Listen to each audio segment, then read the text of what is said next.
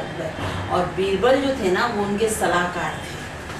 और अकबर का ना काम नहीं चलता था बीरबल के बगैर। बीरबल जो थे वो उनके दोस्त भी थे, सलाहकार भी थे, और अच्छी अच्छी सलाह देते थे, और किसी भी बात को ना बड़े अपने, जिसको कहते हैं ना वाक्पटुता, चतुराई के साथ अच्छे से बात को समझाते थे और मतलब भी निकालते थे। तो एक बार क्या हुआ, राजा ने ना एक बार मुनादी फिरवाई, मतलब ढोल बजवा के पूरे गांव में कहा कि भाई ये हमारे पीछे तालाब है, इसमें जो रात भर खड़ा होगा उसको हम बहुत सारा इनाम देंगे और उसको धन धान से भरपूर कर देंगे। अब पूरे गांव में मुनादी हुई, ठंड का टाइम था, सब लोग सोचने लगे अरे इस ठंड के टाइम में कौन खड़ा होगा इस तालाब में। लेकिन एक जो धोबी था ना वो बहुत गरीब था बेचारा, तो उसने कहा क्यों नहीं ऐसा करता हूँ, मैं जाके खड़ा हो जाता हूँ, शायद कुछ पैसे हासिल हो जाएंगे, उससे मैं अपना घर चला सकूँगा। तो वो बेचारा धोबी जो था वो रात को जाके उस तालाब में जाके खड़ा हो गया, और तालाब के बीचों बीच सारी रात खड़ा रहा और ठंड में ठिठुरता रहा और खड़ा रहा। और सुबह हुई और आ गया। अब दरबार लगा तो आया अकबर के पास और बोला कि महाराज मैं वहाँ पे खड़ा हुआ था। गांव वाले भी बोलने लगे कि हाँ महाराज खड़ा हुआ था, हमने देखा था इसको। तो अकबर थे कि नहीं हम कैसे मान ले कि तुम खड़े हुए थे भाई।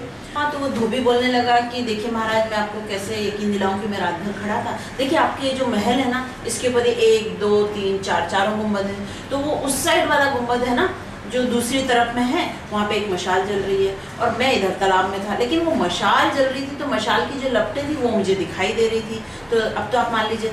तो अकबर ने बोला हाँ ये बात तो सही है कि तुम वहाँ खड़े हो गए तभी वो मशाल की लपट दिखाई दे रही थी, लेकिन इसका मतलब तो ये हुआ कि तुम उस मशाल की जो गर्मी थी वो तुम्हें मिल रही थी और उसकी वजह से तुम रात भर वहाँ पानी में रह पाए, तो हम तो तुम्हें इनाम नहीं देंगे भाई।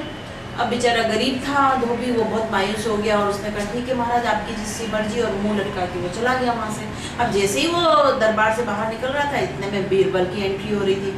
अब बीरबल ने आते हुए उसको देखा तो उसने बोला अरे घासीराम क्या हुआ तुमको, ये मुंह क्यों लटकाया हुआ है। कहता है कुछ नहीं महाराज, आप तो जानते हैं अकबर ने कल मुनादी फिरवाई थी और मैं रात भर पानी में खड़ा रहा, लेकिन इन्होंने क्या किया मुझे कह दिया कि तुम तो पानी में इसलिए खड़े रहे थे कि उस मशाल की आग से तुमको तपन मिल रही थी और तुम्हें ठंड नहीं लगी इसलिए तुम वहाँ खड़े रहे। अब बीरबल ने उसकी बात सुनी और कहता अच्छा तुम जाओ, और वो चला गया और बीरबल भी वहीं से वापस पलट गया, बजाय दरबार में जाने के अपने घर चला गया बीरबल। अब बीरबल घर चला गया तो इधर महाराज देख रहे हैं कि अकबर सोच रहे हैं अब आएगा बीरबल, अब आएगा, नहीं आया। तो उन्होंने 2-4 लोगों को बीरबल के घर जाके देख के आने को बोला। तो गए तो बीरबल देखते क्या है कि बीरबल ना 2 बांस की ऐसी छड़ियाँ लगा के उस पर एक खंडिया टांग रखी और नीचे कुछ जला रखा था, और गए और बोला कि बीरबल आपको बुलाया है महाराज ने। तो वो बीरबल ने बोला कि जाके अकबर को बोल दो कि जब बीरबल की खिचड़ी पक जाएगी तब आ जाएंगे। अब वो लोग वापस आ गए और आके बोल दिया कि महाराज उन्होंने तो बोला है कि जब खिचड़ी पक जाएगी तो आ जाएंगे। तो अकबर ने सोचा ठीक है कोई बात नहीं भाई, आ जाएगा बीरबल आज। अब थोड़ी देर हो गई, 1 घंटा 2 घंटा बीत गए, फिर नहीं आए। फिर सोचा, फिर भेजा किसी को, फिर जाके वही जवाब आया कि अभी खिचड़ी पकने दो फिर आते हैं। उसके बाद ऐसे करते करते शाम हो गई। अब अकबर से रहा नहीं गया, क्योंकि भाई वो मस्ती किससे करते, वो बातचीत किससे करते, वो सलाह किससे लेते। तो उन्होंने 2-4 लोगों को अपने साथ लिया और घोड़े पे बैठे और चले गए बीरबल के घर। अब बीरबल के घर जाके देखते हैं तो देखा क्या कि वहाँ तो बांस की बल्लियाँ लगी हुई हैं और बल्लियों पे खांडी टंगी है और नीचे आग जल रही है, और बीरबल ऐसे बैठे हैं और बस देख रहे हैं नीचे ऊपर। तो उन्होंने कहा कि जैसे ही महाराज जाके उतरे तो उन्होंने बोला अरे अकबर महाराज आप यहाँ पे। हाँ भाई बीरबल तुम नहीं आए तो हम तुम्हें देखने आ गए, आखिर बात क्या तुम आते क्यों नहीं। मैंने बस सरकार अभी बस खिचड़ी पकती है और मैं आपके साथ चलता हूँ। तो खिचड़ी कहाँ है महाराज, वो रही खिचड़ी वहाँ पक रही है और ये देखो। अरे बीरबल तुम भी क्या बात करते हो, ये आग इतनी नीचे जल रही है और तुम्हारी खिचड़ी वहाँ 15 फुट ऊपर तुमने टांग रखी है, तो कहीं खिचड़ी पकेगी ऐसी।